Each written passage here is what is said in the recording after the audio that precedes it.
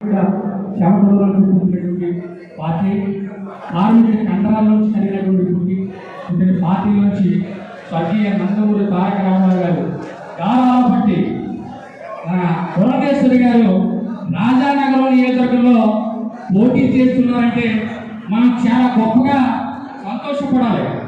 రాష్ట్రాల్లో మొత్తం రాజకీయాలంతా కూడా రాజానగరం నియోజకవర్గం చుట్టూ తిరగబోతుంది. ఎందుకంటే ఇవాళ ఆంధ్రప్రదేశ్లో ఏదో మనకి చిన్న డిస్ట్రిబ్యూషన్ జరిగితే 3 పార్టీలు ఏదో జరిగిందనుకున్నారు.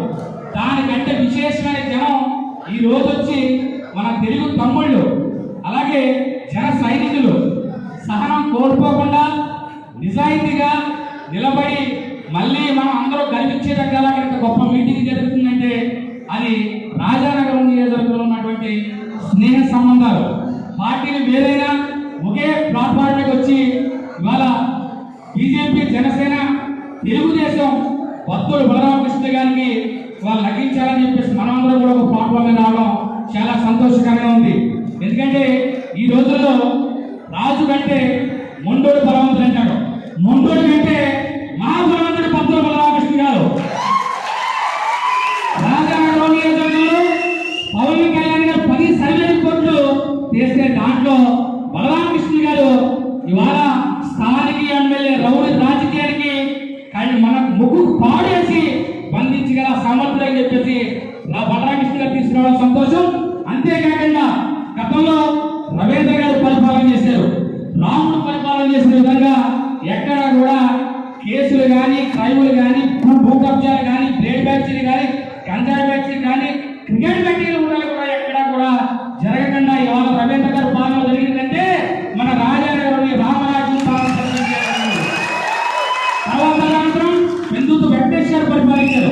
ఆయన పరిపాలన కూడా రవీంద్ర గారి తర్వాత పరిపాలన కూడా ఆయన కూడా మంచిగా జరిగింది. ఇప్పుడు వచ్చేయండి మహానుభావుడు అంత కాలు ఏళ్ళ పడి ఒక అవకాశం ఇవ్వండి, రాజానగరం ఎక్కడికో తీసుకెళ్తానని చెప్పాడు. తీసుకెళ్ళాడు కొండలు మొత్తం దొబ్బేసాడు, చెరువులు మొత్తం భూకబ్జం చేశాడు. కాలువ మట్టి ఒకటి కాదు ఆ గారికి దారి తిరిగి భూములు కొట్టేశాడు.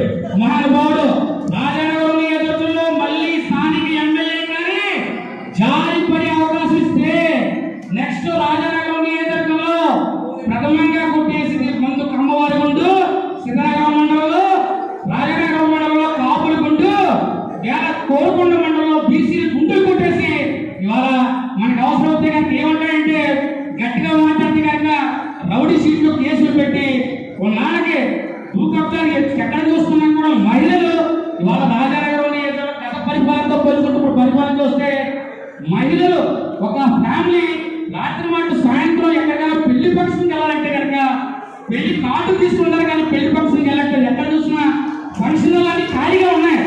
ఎందుకు వాళ్ళు పెళ్లికి రావట్లేదు? పెద్ద పెద్ద ఫ్యామిలీ చూస్తుంటే ఒకవేళ పొరపాటు 4 గంటగా పెళ్లికి వెళ్తే కనుక ఈ స్థానిక ఎమ్మెల్యే గారికి సంబంధించినటువంటి పరిపాలన బ్యాచ్లు చైన్ లాగేయడాలు ఇవన్నీ లాగేయడాలు చూసి భయప్రాంతులు అయిపోయారు.